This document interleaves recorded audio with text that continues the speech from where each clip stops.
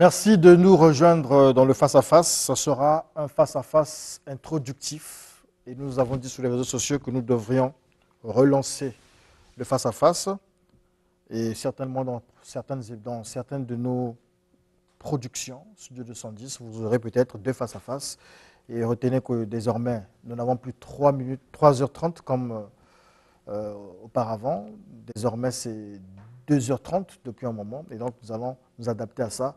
Le face-à-face, donc au lieu de faire 45 minutes comme à une certaine époque, mais on ira dans des formats de 25 minutes, 30 minutes, etc., pour permettre de répondre aussi aux exigences du peuple du Studio 210. Quelle est la véritable religion de Dieu? L'islam ou le christianisme? On a beaucoup parlé d'authenticité de la religion ici, ces derniers temps, pendant le 3e ou 4e mois de cette année 2023. Et donc, nous allons mettre face à face M. Saïd Ahmad, président de la communauté islamique Ahmadiyya au Congo. Bonjour, une fois de plus. Et M. Sonit Zola, évangéliste et membre du Cercle de Béret. C'est bien cela. Le Cercle de Béret, c'est un groupe de chrétiens qui défendent la parole. Exactement. Qui aussi ont une bonne expérience dans les débats. Tout à fait. Et on espère que vous allez édifier le peuple du Studio 210. Yes. Et comme c'est le format introductif, vous avez 5 minutes pour nous expliquer pourquoi l'islam ou le christianisme est la véritable religion, la religion que nous devrions suivre en tant qu'Africains, en tant qu'humains. Je commence avec M. Saïd Ahmad. Merci beaucoup. Auzu billahi minash shaitanir rajim. Bismillahirrahmanirrahim. Ici, nous sommes aujourd'hui réunis pour écouter sur la véritable histoire de la religion et quelle religion qui peut nous sauver et quelle religion qui présente la vérité entre l'islam ou le christianisme. Maintenant, avant que nous parlions sur le sujet pour un débat, il faut qu'il y ait certaines conditions pour que les gens puissent comprendre quelque chose. Ce n'est pas que seulement les bouches qui parlent, ils attaquent sur l'autre, mais il faut qu'il y ait certains enseignements qui est tiré des livres saints pour que les gens puissent comprendre que oui, c'est le livre qui est capable à nous montrer le chemin de Dieu. Si nous suivons ça, à ce moment-là, nous aurons la guidance.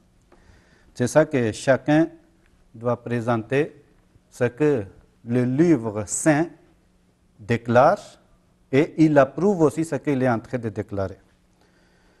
Comme le Saint-Coran, c'est un livre ou dernier livre, dernier charia, que le Saint-Coran lui-même il a parlé. Ça fait déjà 14 siècles que Dieu a révélé au prophète Mohammed sallallahu alayhi wa sallam. Le Saint-Coran, il déclare « Inna dina indallahi l'islam » chapitre 3, verset 20, que assurément la vraie religion aux yeux d'Allah est l'islam. C'est le Saint-Coran qui déclare. Encore le Saint-Coran, il dit « Wa man yabtaghi ghayra al-islam dinan فَلَنْ يُقْبَلَ مِنْهُ وَهُوَ فِي الْآخِرَةِ مِنَ الْخَاسِرِينَ » chapitre 3, verset 86. Et quiconque cherche une religion autre que l'islam, cela ne sera pas accepté de lui. Et dans l'au-delà, il sera parmi les perdants. Encore le Saint-Coran, il déclare que al-yawma akmaltu lakum dinakum wa atmamtu alaykum ni'mati wa raditu lakum al-islam dina, que aujourd'hui j'ai parachevé pour vous votre religion et j'ai complété ma grâce pour vous et j'ai choisi pour vous l'islam comme votre religion. Le Saint-Coran, il annonce que huwallazi arsala rasulahu bil huda وَدِينِ الْحَقِّ لِيُظْهِرَهُ عَلَى الدِّينِ كُلِّهِ وَكَفَى بِاللَّهِ شَهِيدًا chapitre 48, verset 29, C'est lui qui a envoyé son messager avec la direction et avec la religion de la vérité, afin qu'il la fasse prévaloir sur toutes les autres religions.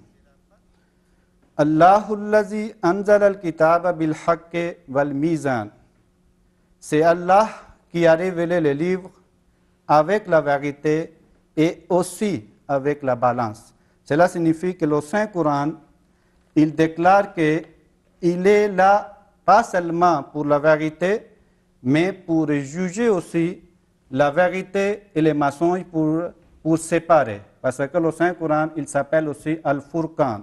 Furqan signifie qui sépare des religions pour expliquer qui tient la vérité et qui tient le mensonge. Le Saint-Coran, il dit « Ma farratna fil kitab min shay'in » Dans le livre, nous n'avons rien omis. C'est-à-dire tout ce que Dieu avait prévu pour l'homme jusqu'à la fin du monde, à ce moment-là, Dieu a révélé dans le Saint-Coran et il a déclaré que c'est un livre complet, rien qui manque jusqu'à la fin du monde. Tout ce que l'homme a besoin se trouve aujourd'hui dans le Saint-Coran. Ça, c'est les déclarations du Saint-Coran que je suis en train de réciter. Le Saint-Coran, il lance le défi à tout le monde. Il dit, dans le chapitre 17, verset 89, dit, si les hommes et les djinns concouraient à produire les pareils de ce Coran, ils ne pourraient pas en produire les pareils, même s'ils aidaient les uns les autres.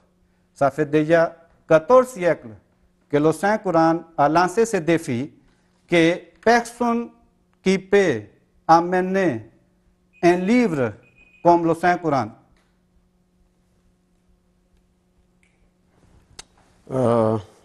Merci beaucoup.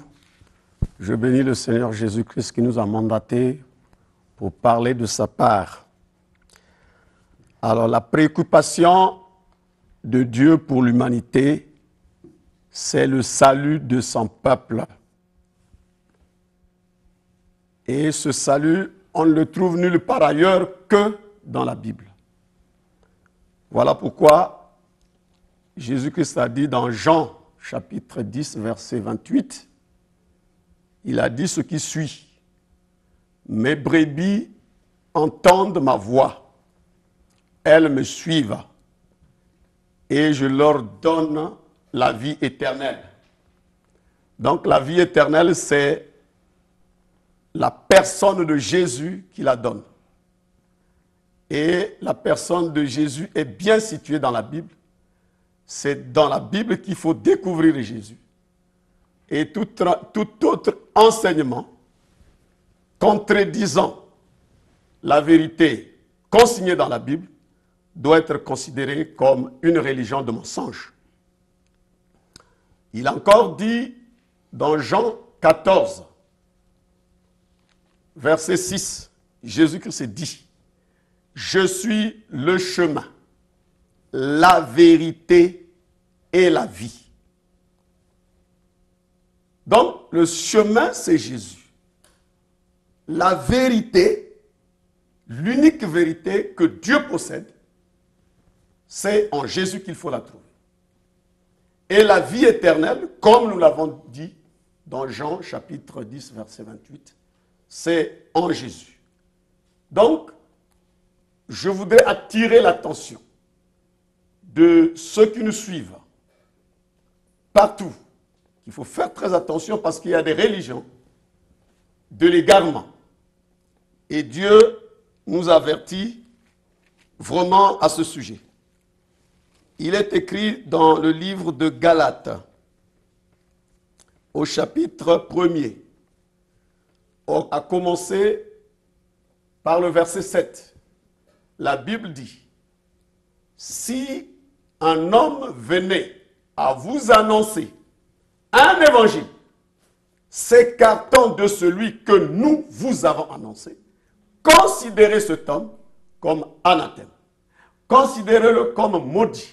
Rejetez cet enseignement, parce que c'est un enseignement de l'enfer. » Eh bien, ici, j'ai posé les jalons Nous allons démontrer dans le livre de mon co-débatteur qu'il y a des faussetés là-bas et qu'il ne faut pas suivre cette direction-là parce que c'est la direction de l'enfer.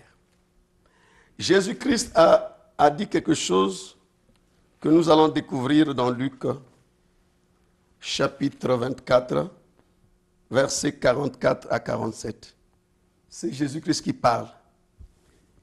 Puis il leur dit, c'est là ce que je vous disais lorsque j'étais encore avec vous, qu'il fallait que s'accomplisse tout ce qui est écrit de moi, dans la loi de Moïse, dans les prophètes et dans les psaumes. Alors il leur ouvrit l'esprit afin qu'ils comprennent les Écritures. Il leur dit ainsi il est écrit que Christ souffrirait et qu'il ressusciterait des morts le 3e jour et que la repentance et le pardon des péchés seraient prêchés en son nom à toute la création, à toutes les nations, en commençant par Jérusalem. Donc, Jérusalem, c'est le socle, c'est là où devait commencer l'évangile pour que l'évangile soit répandu sur tout le globe terrestre. Voilà ce que je voudrais dire au commencement et je suis prêt pour attaquer le mal dans le livre de mon co-débatteur. Bon, il vous reste encore combien de temps? Bon, il vous reste encore quelques secondes, mais ce n'est pas grave. Aujourd'hui, on n'attaque pas, on n'attaque ni le Coran, ni la Bible. Aujourd'hui, on défend la Bible, on défend le Coran. Il vous reste 5 minutes, ce sera votre mot de fin. Vous aurez aussi 5 minutes. Dimanche, nous reviendrons maintenant pour attaquer, si vous voulez, et on posera des questions s'il faut. Allez-y. Merci beaucoup. Le Saint-Coran a parlé qu'il a révélé au prophète Mohammed. Le prophète Mohammed, il était un messager choisi de la part de Dieu, que Dieu lui a révélé indirectement. Et le prophète n'a pas quitté la terre tant que Dieu n'a pas accompli sa grâce sur lui. C'est ça que la déclaration du Saint-Coran. Maintenant, le monsieur qui est devant moi, il a présenté Jean, Galate, Luc, Matthieu. Est-ce que ce sont les prophètes qu'il est en train de présenter ou ce sont les gens ordinaires qui ont ramassé les choses par-ci, par-là? Pour l'instant, vous restez encore dans le Coran. Maintenant, non, il y a des questions qui peuvent se poser. On posera les questions, il on faut va retenir. qu'on sache que ce livre est révélé par Dieu à qui? Parce que ici, nous parlons du prophète Mohammed qui est un messager de Dieu. D'accord. Vous défendez d'abord le prophète et le Coran. On viendra sur les questions et tout ça. Ici, je vais comparer avec qui? Jean qui est un prophète de Dieu, Luc qui est un prophète de Dieu ou Jésus. C'est ça qu'il va éclaircir. Deuxièmement, le Saint-Coran, il donne beaucoup d'opportunités à chaque personne que vous croyez en Allah, vous suivez la voie, vous demandez à Dieu, Dieu vous guidera. Le Saint-Coran, au début, dans le surat Al-Fatiha, quand il dit « Ihdina sirat al-mustaqim », guide-nous vers le droit chemin. Maintenant, la réponse, Dieu dit « Wallazina jahadu fina lanahdiyannahum subulana wa inna Allaha lama'al muhsinin » Quant à ceux qui font des efforts pour notre cause, nous les dirigeons assurément sur nos voies. Et en vérité, Allah est avec ceux qui font du bien. Les gens qui font le mal, Allah n'est pas avec eux, il ne guide pas. Dieu guide à la personne qui cherche qu'il soit guidé. Le Saint-Coran, il dit qui sont les croyants, comment ils vont trouver la prospérité, comment ils seront pardonnés a dit dans le chapitre 2, 4 à 6, qui croit à l'invisible et qui observe la prière, qui dépense des provisions que nous leur avons accordées et qui croit à ce qui a été révélé et à ce qui était révélé avant toi, et qui croit fermement à l'au-delà. Ceux-là suivent la voie indiquée par leur Seigneur, et ce sont ceux qui prospéreront. Ce sont les signes que Dieu donne. Les gens qui font ceci, cela, ce sont eux qui sont confirmés que Dieu va leur sauver et qui vont prospérer dans le monde aussi et à l'au-delà aussi. Le Saint-Coran, il donne l'espoir à tous les pécheurs. Dieu de l'islam n'a pas besoin de sacrifier quelqu'un. Dieu n'aime pas le sang. Dieu l'amour, c'est que on nous parle souvent, par les bouches des chrétiens aussi, Dieu l'amour. Mais quand même, Dieu de l'islam, il dit, ô mes serviteurs, qui avez commis des excès contre votre propre âme, ne désespérez pas de la miséricorde d'Allah. Assurément, Allah pardonne tous les péchés. En vérité, il est le pardonnant miséricordieux. C'est mon temps d'antenne. Heureusement que M. Saïd a eu la chance parce que j'étais prêt à démontrer dans le Coran qu'il n'y a pas de salut là-bas. Mais notre Dieu a un plan de salut. Notre Dieu à nous a un plan de salut, contrairement au livre de mon co-débatteur qui n'a pas un plan de salut. Ils ont souvent cité Matthieu 15, 24, où il est dit Jésus n'a été envoyé qu'aux brebis perdues de la maison d'Israël. C'est à tort qu'il cite ce verset parce qu'ils ne le comprennent pas. Mais je voudrais présenter ici un plan de salut que Dieu a préparé pour le salut de toute l'humanité. Deutéronome chapitre 29, versets 10 à 15. Il est écrit ceci. Vous vous présenterez aujourd'hui devant moi, l'Éternel, votre Dieu. Vous tous et les étrangers qui se trouvent au milieu de vous. Ce n'est pas avec vous seulement que je traite cette alliance aujourd'hui. Mais cette alliance que j'ai contractée avec vous, je la traite aussi avec ceux qui sont au loin parmi vous. Ceux qui ne sont pas ici présentement. Donc là, Dieu prépare un plan de salut pour les nations. Il nous a encore parlé dans Ésaïe 56, versets 6 à 7. Les étrangers qui s'attacheront à l'Éternel pour le servir, pour l'aimer, pour servir le nom de l'Éternel, pour être à son service, et qui persévéreront dans mon alliance. C'est Dieu qui parle. Je les réjouirai dans ma maison, et ils seront appelés mon peuple. Donc Dieu a vraiment un plan de salut. On ne peut pas circonscrire Dieu dans une partie de la terre seulement. Non. Dieu a la main mise sur tout le globe terrestre et il a un Messie. C'est parce que, avec le respect que j'ai pour monsieur le journaliste, il a dit, n'entrez pas d'abord dans le Coran. Mais sinon, le Coran que eux ils refusent de suivre est présenté dans plutôt le Messie que eux ils refusent de suivre est présenté comme le modèle à suivre. Donc je donnerai au temps opportun les versets qu'il faut. Dans le Coran, nous avons encore Zacharie chapitre 2 verset 10 à 11, toujours dans le plan du salut mes bien-aimés. La Bible dit, pousse les cris d'allégresse, réjouis-toi fille de Sion, voici je viens et j'habiterai au milieu de toi. Beaucoup de nations s'attacheront à l'Éternel et ils deviendront mon peuple. Oh, c'est formidable.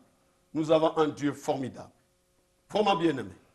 Donc, toutes les garanties nous sont présentées par l'Éternel Dieu. Ces garanties-là, nous ne les trouverons nulle part ailleurs que dans la Bible. Oh, réjouissez-vous, peuple de Dieu, vous qui suivez Jésus-Christ. Vous êtes dans la bonne voie. Actes des apôtres. Avant d'arriver à Actes des apôtres, aux Actes des apôtres, on peut lire Ésaïe 53. Merci. Merci, M. Saïd, d'avoir participé à ce débat. Merci, évangéliste Sonite. On peut se saluer. La suite, donc, c'est le dimanche prochain. Vous avez le face-à-face. Nous allons le diffuser. Vous l'avez sur Télé Congo, la page Facebook de Télé Congo. Nous allons le diffuser sur YouTube et sur nos pages Facebook. Vous allez réagir. Et nous allons donc formuler des questions à poser à nos deux co-débatteurs. Et ils pourront aussi, comme ils veulent, attaquer soit le Coran, soit la Bible. Sur le 110 est là pour justement ces échanges, ce dialogue interculturel, interreligieux. On se retrouve dimanche prochain. Tout de suite, nous serons avec l'apôtre Richard Fila Saint-Eudes au Palais des Congrès pour le rejoindre. C'est l'édition 2023 de Conforme. C'est jusqu'à 20h aujourd'hui. On se retrouve au Palais des Congrès juste après. Merci.